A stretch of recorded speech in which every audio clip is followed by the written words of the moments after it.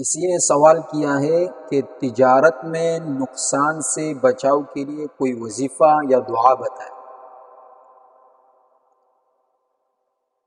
اگر تمہیں اپنے تجارت میں خسارے کا خوف ہو یا مال کا ضائع ہونے کا خوف ہو تو سورۃ الشعراء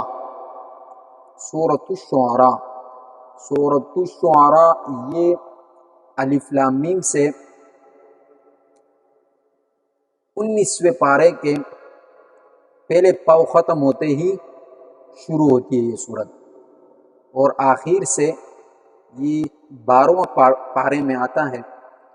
تو یہ سورت پورا لکھ کر جہاں پر آپ کاروبار میں خرید و فروخت کرتے ہوں تو وہاں پر لٹکا دیں۔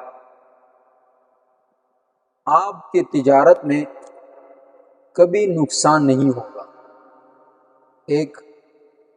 اور دوسرا، اگر آپ کے کسی چیز کے تلف ہونے یا برباد ہونے کا خوف ہو یا ضائع ہونے کا خوف ہو تو سورۃ القصص جو الف لام میم سے 20واں پارہ ہے، 20ویں پارے کے 2 صفحے کے بعد شروع ہوتی ہے یہ سورت، اور آخر سے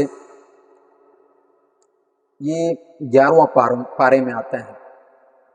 تو یہ سورۃ القصص لکھ کر، اور یہ سورۃ القصص کو جب لکھو گے تو وہ جو چیز ضائع ہونے کا آپ کو خوف ہے تو اسی پر لٹکا دے اس چیز کو، تو وہ چیز ضائع ہونے سے محفوظ ہو جائے گا۔ یہ تجربہ کیا ہوا ہے، نہایت ہی مجرب ہے۔